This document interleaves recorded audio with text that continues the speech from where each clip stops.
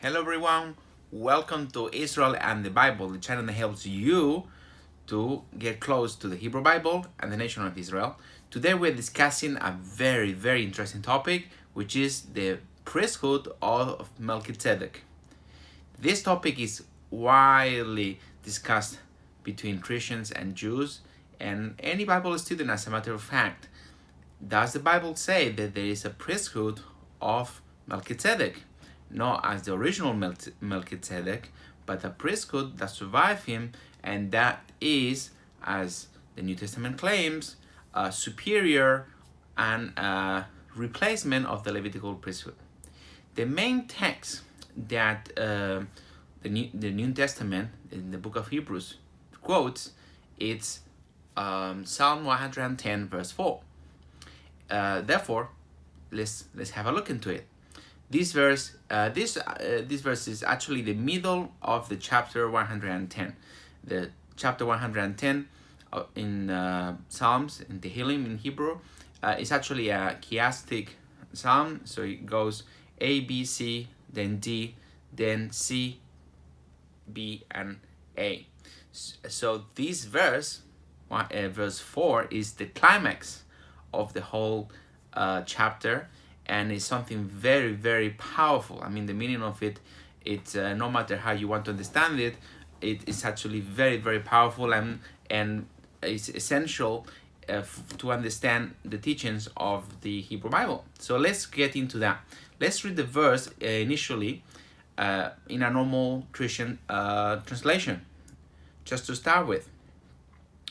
The Lord has taken an oath and will not break his vow. You are a priest in the order of Melchizedek. This is the verse. Now, who is you? Right, so I don't want to discuss the whole chapter because that would take a lot of time, and I want to dedicate that time in another video. Just to summarize the three main schools of thought regarding the identity of the individual spoken of in this psalm, there are three opinions. First one, the traditional Jewish opinion is that the person spoken of in the psalm is Abraham.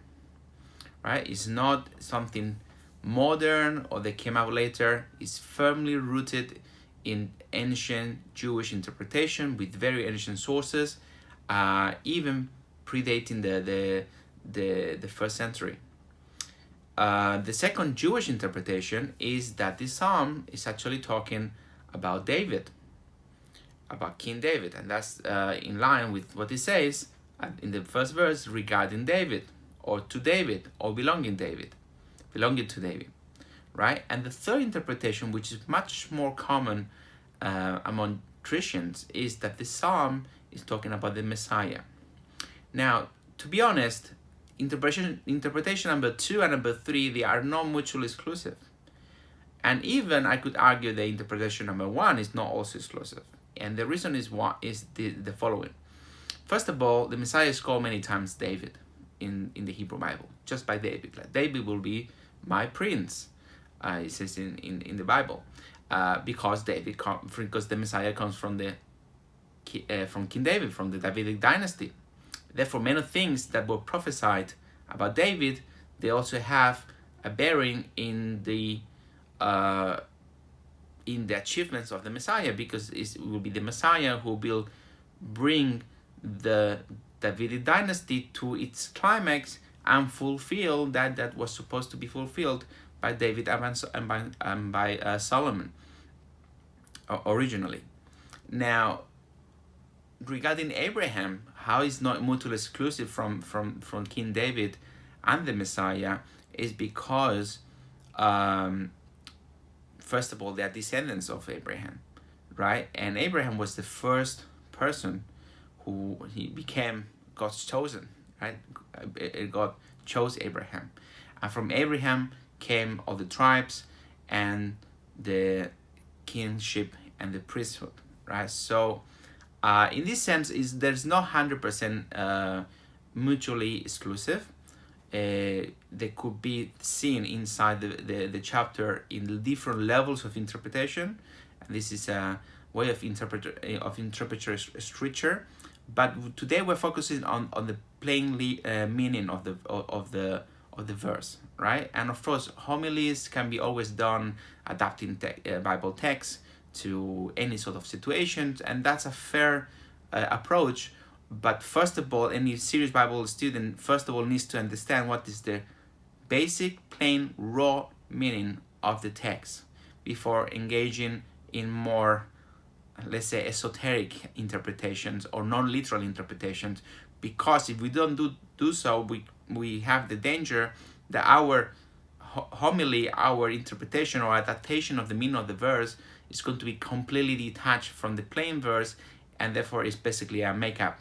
We're just making up the verse, right? What is the meaning?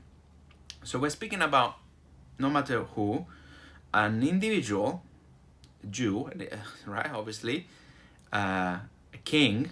Obviously, either Abraham was a king, also, and this is not something I'm making up. Josephus speaks about this. Also, he was considered as a king, and other Jewish sources do speak of Abraham as a king.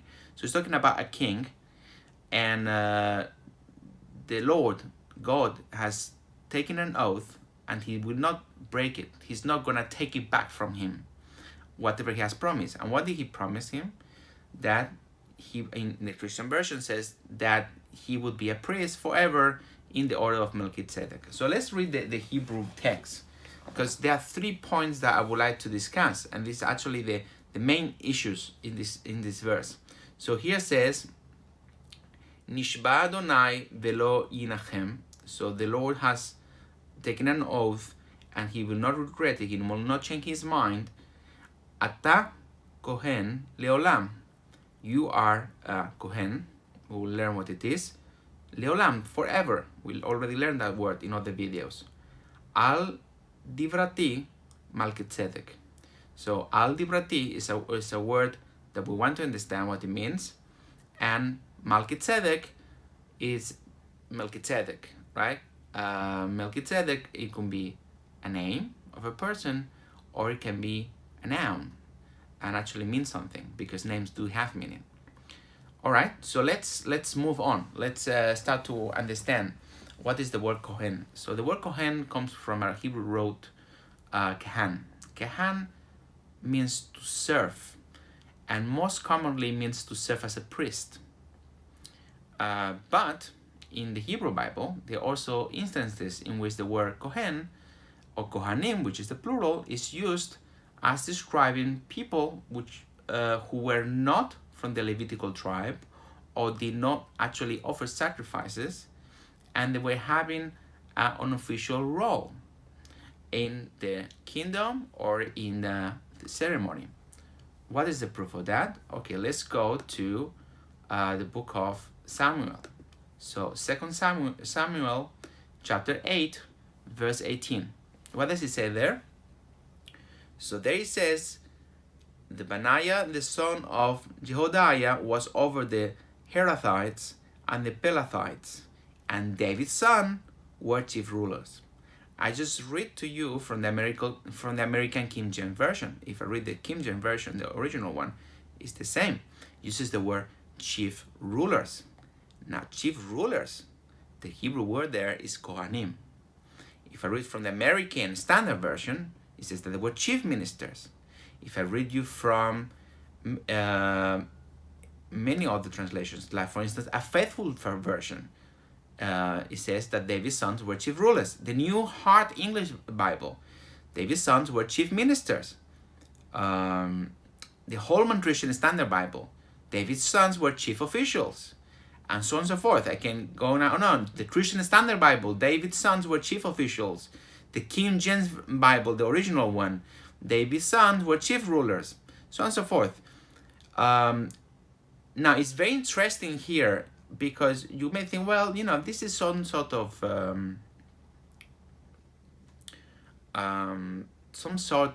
interpretation that has been done later. All right, let's have a look at the Septuagint.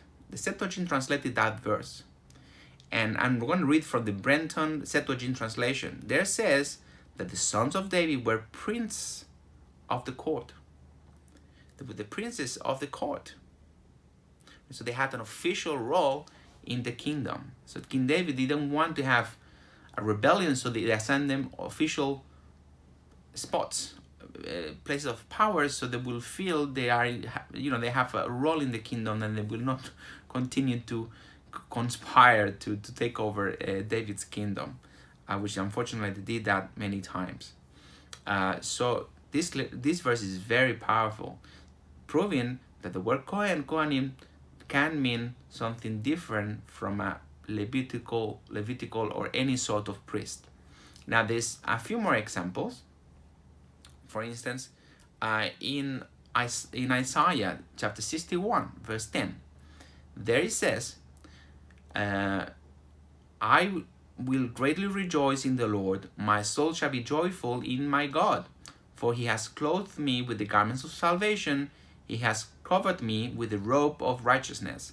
As a bridegroom decks himself with ornaments, as a bride adorns herself with jewels.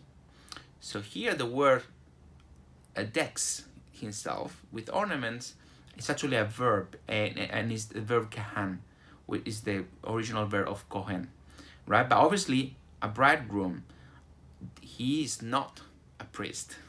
A bride is not a priest, right? They have an official role in a ceremony, and they wear special garments to recognize that special occasion, which is a wedding.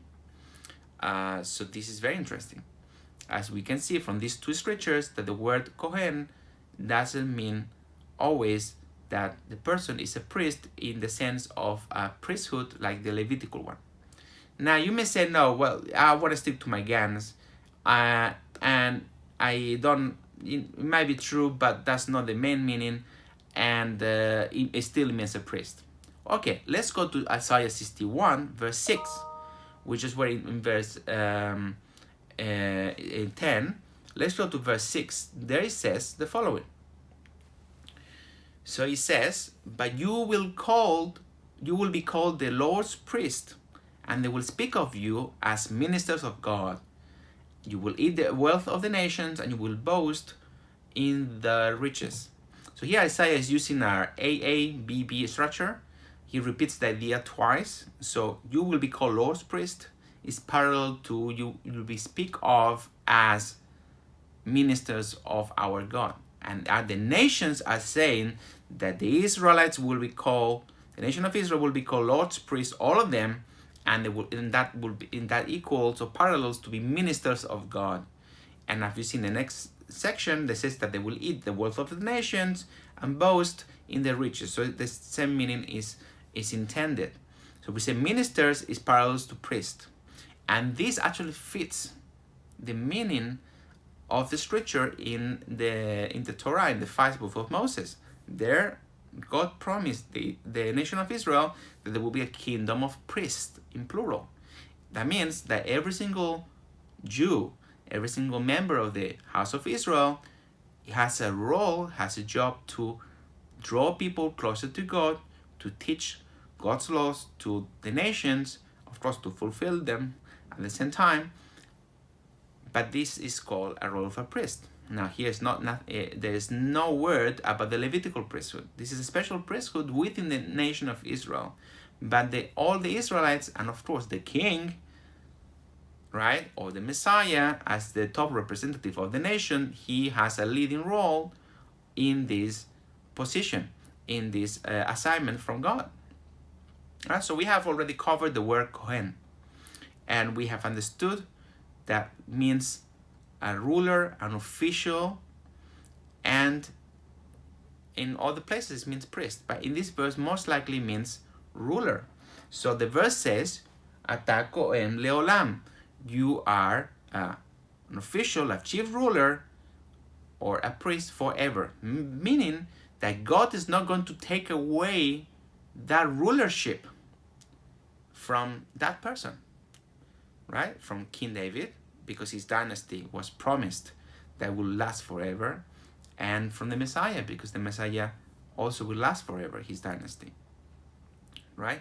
There are even opinions that the Messiah will be alive forever also, because it will take He will help God to take away the death from the earth. So therefore, he will not die, and all of us, we will not die.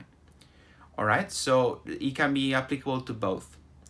And also to Abraham can be applicable, because Abraham will also have a role in all that, and his dynasty, his zera, his seed, obviously is ruling, or will rule forever in the new renewed earth.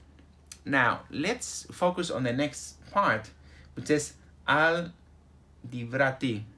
So this expression DiVrati is very interesting, because this expression only occurs four times in the Hebrew Bible. This is one of them. Now it says DiVrati. This I at the end, which is a yud, everyone agrees that this is an embellishment of the language to make it sound softer. So actually the expression is DiVrat. And this same expression, it appears 3 more times in the Hebrew Bible. So now the main point is here. DiVrat doesn't mean what the Christian Bible says or not, because this is the main point. Will that person be a chief ruler / priest in a general sense, in the order of Melchizedek, like following a supposed Melchizedek's priesthood, or does it mean something else? All right, so let's dig into this. So let's go to those 3 more instances, right? So let's say this verse, we don't know what it means. Let's go to the other instances, and let's see how it is translated by other versions. So if you go to the first one, Ecclesiastes chapter 3, verse 18, there the King James says, "I said in my heart concerning the condition of the sons of men, that God might reveal them, and they may see that they themselves are beasts." Concerning, that's the word DiVrat. And interestingly, let's go to the Septuagint. The Septuagint says, "I said in my heart concerning the speech of the sons of man, God will judge them," so on and so forth. Why I'm quoting the Septuagint? Because the meaning of "in order of" that all the Christian Bibles are getting and putting in their translation is a direct translation of the Septuagint in verse 4 of Psalm 110. That word is taxis, not the taxi that we know, it's taxis. Okay, it means in order of, in arrangement of, so on and so forth. So, but that same expression in Hebrew is also used 3 more times. So what I'm doing is we're checking every single time, besides that one that the Septuagint translated, how they translated, and we're going to see something very interesting, which we're already saying here. The Septuagint did not use the same word taxis. It used the expression peri. Peri is like in English of the periphery or peripheral, means around, about, concerning, or because of something, as we're going to see. So the Septuagint here is changing the word. Why? It's the same expression. Okay, let's go to Ecclesiastes 7:14. There it says in the King James, "In the day of prosperity be joyful, but in the day of adversity consider, God also has set the one over against the other, to the end that man should find nothing that they will come after him." So to the end, that is DiVrat. DiVrat in the Septuagint is translated for this reason, not in the order of, in the manner of. Interesting. Now let's go to the last instance, which is Ecclesiastes 8:2. Very powerful, short verse, which see here says, "I counsel you to keep the king's command, and that for the sake of your oath to God." And the Septuagint says, "Observe the commandment of the king, and that because of the word of oath of God." Right? And we can go to other ones. The New American Standard, one of 1977, say, "I say keep the command of the king because of the oath before God." So clearly, here's the saying, because of. Now, we have learned that DiVrati doesn't mean according to the manner of, by means concerning, or because of, or due to. Okay. Now let's put all this together. Now the last part of the verse. So we have learned you are a Kohen, a priest, or a chief ruler forever because of Melchizedek. Now, what does Melchizedek have to do with all this? So two ways to understand it. First of all, Melchizedek is an appeal to the actual story of Melchizedek and Abraham, how they exchanged after the battles and so forth, how he blessed him. Or actually Melchizedek means what it really means. The actual words. Melchizedek means Melech Tzedek, which means a king of righteousness. So two options. Okay, actually the ancient Targum on Psalms translates like this. It says that you are going to serve the many on the account that you are a king of righteousness. You're going to serve them forever because you are a king of righteousness. So it's translated as king of righteousness. Right? So, but now we have two possibilities and two possibilities. So let's analyze first as if Melchizedek means king of righteousness. So that individual is a chief ruler forever because he's a king of righteousness. So that makes sense, right? He's a righteous king. King David was righteous. Abraham was righteous. The Messiah will be righteous. And therefore, God has given him an eternal assignment. Good. Or he will be a priest forever because he's a king of righteousness. So also makes the same, right? In the role of leader of the nation, because all the nation is a kingdom of priests, and they will be called priest of God, as Isaiah 61 says. So of course the king is righteous, and therefore he's going to serve in that position forever. And we see in the book of Ezekiel, there's also some hint to that the chieftain of the third temple, which is the king, will lead the nation in worship, in the worship of God. Even having a specific portion allotted to him in Israel, so on and so forth, and to him and to his sons. Right? This is in the book of Ezekiel. Now we have the second option, which is that Melchizedek actually means Melchizedek, means the name of that person from Genesis. So in the first case, we will say that you are a ruler or a chief ruler forever because of what happened with Melchizedek. Or the second option, you are a priest forever because of what happened to Melchizedek. So what happened to Melchizedek? Have you read the account? So what happened is the following, that he received Abraham, and he was so happy about the whole thing, he blessed Abraham. But the Jewish sources pay attention to the account and said he made a big mistake, because he said, blessed be Abraham and blessed be God. So he placed Abraham on top of God, and that was very disrespectful. So actually Jewish sources said that God intended to have Melchizedek as an individual line for priesthood. But after that incident, God decided to take away the kingship of Melchizedek, because he was the king of Salem, which is Jerusalem, and the priesthood, that universal priesthood that he had of helping people to go closer to God, he took it away and he gave it to Abraham. And Abraham passed it down to his generation, to his children, and eventually both responsibilities got split, and the tribe of Judah was chosen as the royal tribe, and the tribe of Levi was chosen as the priestly tribe. Right? So both roles got split later. But it is because of what happened with Melchizedek that Abraham got the right to be a chief ruler and to be a priest for the whole mankind, and that is the role of the Israel nation, that will be priest of God, all of them, and we're a kingdom of priests, and we're going to elevate mankind to a higher degree of closeness with God. Now, there's something very interesting to think,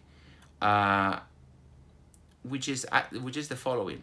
Actually, God did not take away from Melchizedek the priesthood, because we know who is Melchizedek. According to Jewish tradition and very ancient sources, Melchizedek was Shem.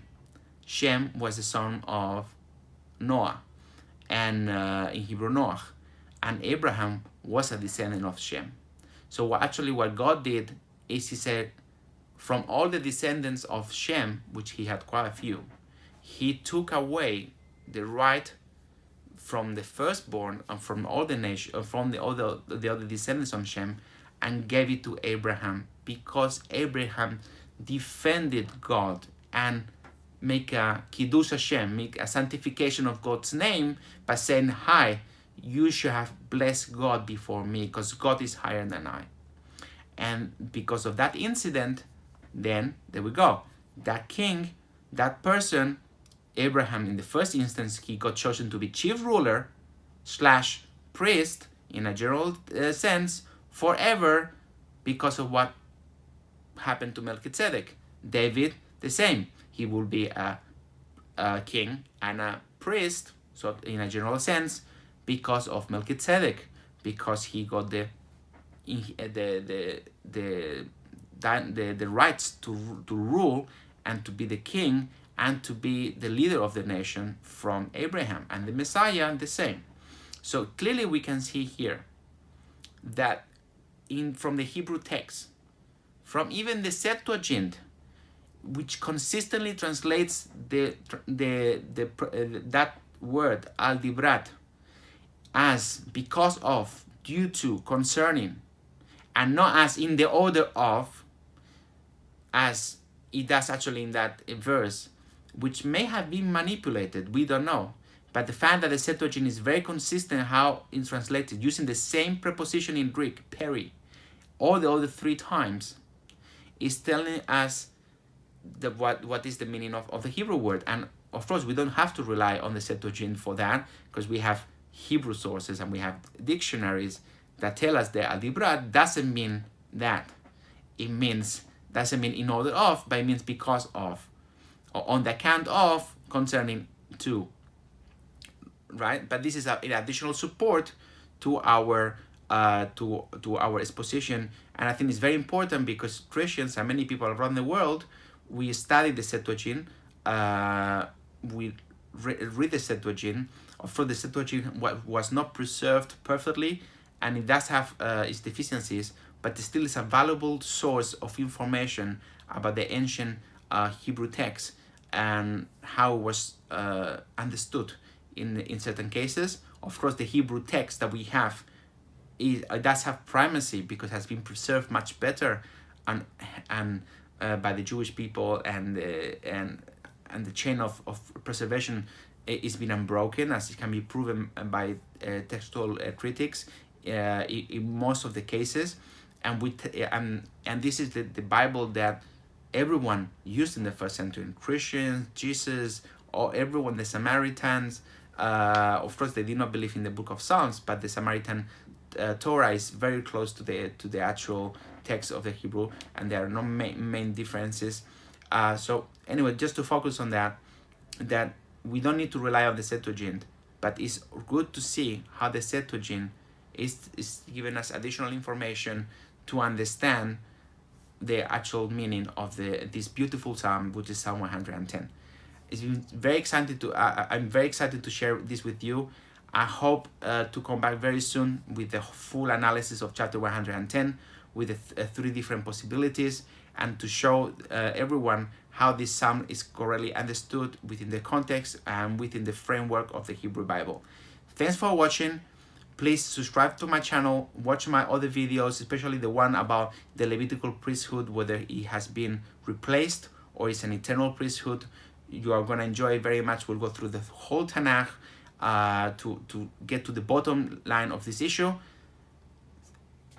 once again, thank you very much and shalom.